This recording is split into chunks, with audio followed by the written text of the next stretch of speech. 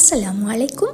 Hi மக்களே, NR cook book channel ஆரம்பித்த காலகட்டத்தில் butter cake, chocolate cake recipes upload பண்ணியிருந்தேன். அதை பார்த்துட்டு என்னுடைய சில சப்ஸ்கிரைபர்ஸ் கடை கேக்களில் இருக்கிற ஐசிங் மாதிரி இல்லாமல் நல்ல டேஸ்டியான ஒரு பட்டர் ஐசிங் ரெசிபி வேணுமென்று கேட்டிருந்தாங்க. அவங்களுக்காகவும் எல்லாருக்காகவும் தரமான ருசியான ஒரு பட்டர் ஐசிங் ரெசிபியை தான் கொண்டு வந்திருக்கிறேன். சரி, இப்போ பட்டர் ஐசிங் செய்கிறதுக்கு 1:2 என்ற ரேஷியோவில் தான் பட்டரும் ஐசிங் சுகரும் எடுத்திருக்கிறேன். நான் மாகரின் பார்க்கிறதா இருந்தால் ஆஸ்ட்ரா மாகரினும், பட்டர் பாவிக்கிறதா இருந்தால் ஆங்கர் இல்லாட்டி ஹைலைன். இது என்னுடைய சாய்ஸ். ஐசிங் சுகர் பற்றி சொல்ல போனால் இப்போதைக்கு இலங்கையில் கிடைக்கிற மொத்த ஐசிங் சுகர் தான் எனக்கு ரொம்ப பிடிச்சிருக்கு. நாங்கள் யூஸ் பண்ணுற பட்டர் இல்லாட்டி மாகரினுடைய கன்சிஸ்டன்சி எப்படி இருக்க வேணும் என்று சொன்னால், ஆகலும் மெல்ட்டாகி இருக்கவும் கூடாது, கல் மாதிரி இருக்கவும் கூடாது.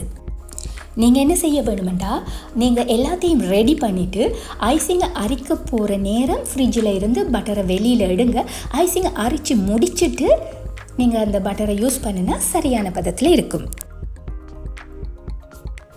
லோ ஸ்பீடில் தான் பட்டரை பீட் பண்ண வேணும். சாதாரணமாக நம்ம 1 ஸ்பீடில் விட்டிங்கன்னா சரியாக இருக்கும். நீங்கள் 1 நிமிஷம் போல் பீட் பண்ணுற நேரம் பட்டர் க்ரீம் கலராக மாறும்.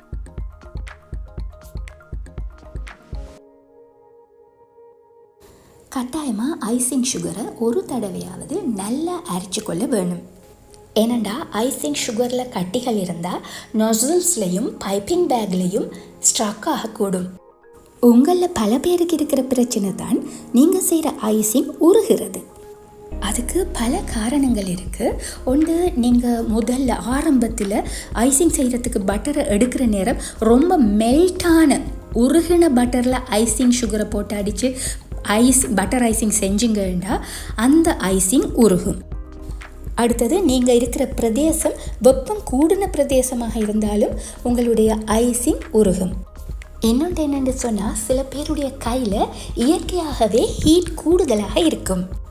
ஸோ நீங்கள் பைப்பிங் பேக்கை பிடிச்சு ஐசிங் பண்ணுற நேரம் ஐசிங் உருகக்கூடும்.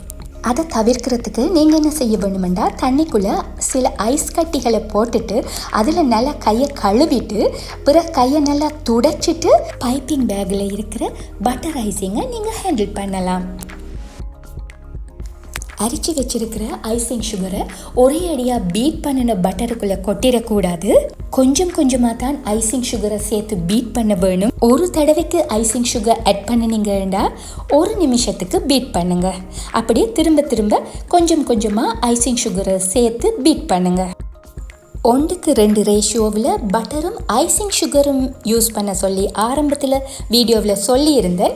அது என்னென்னா, பட்டர் 100 கிராம் எடுத்தீங்கன்னா ஐசிங் சுகர் 200 கிராம் எடுக்க வேணும். இருந்தாலும் நீங்கள் இருக்கிற பிரதேசத்தோட காலநிலையை பொறுத்து ஐசிங் சுகர் ஆட் பண்ணுறது கூடவும் கூடும், குறையவும் கூடும். அதாவது 100 கிராம் பட்டர் எடுத்துருக்கிறீங்க, அதுக்குள்ளே 200 கிராம் ஐசிங் சுகர் சேர்க்குறீங்க. ஆனால் நீங்கள் வெப்பம் கூடின பிரதேசத்தில் இருந்தால் இன்னும் கொஞ்சம் ஐசிங் சுகர் கூடுதலாக சேர்க்க வேண்டி இருக்கும். 24 ஹவர்ஸுக்குள்ளே நீங்கள் இந்த பட்டர் ஐசிங்கை யூஸ் பண்ணி டெக்கரேட் பண்ண கேக்கை சாப்பிட்டு முடிச்சிடுவீங்களாக இருந்தால் மட்டும் 1 டீஸ்பூன் ஃப்ரெஷ் மில்க் இல்லாட்டி 1 டீஸ்பூன் மில்க் மேட், அதுவும் இல்லாட்டி 1 டீஸ்பூன் விப்பிங் க்ரீம் சேர்க்கலாம். ஒரு ஸ்பெச்சுலா யூஸ் பண்ணி சைடெல்லாம் நல்லா ஸ்க்ரேப் பண்ணி விட வேணும். நான் இப்போ 1 டீஸ்பூன் வெனிலா ஆட் பண்ணுறேன்.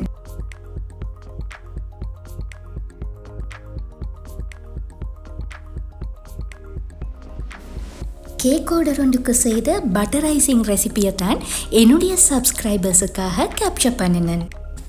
ஸோ இந்த பட்டர் ஐசிங்குள்ளே நான் மில்க் மேடோ விப்பிங் க்ரீமோ இல்லாட்டி ஃப்ரெஷ் மில்க்கோ எதுவுமே ஆட் பண்ணல. அவங்க 2-3 நாளைக்கு வச்சு சாப்பிடக்கூடும் இல்லையா?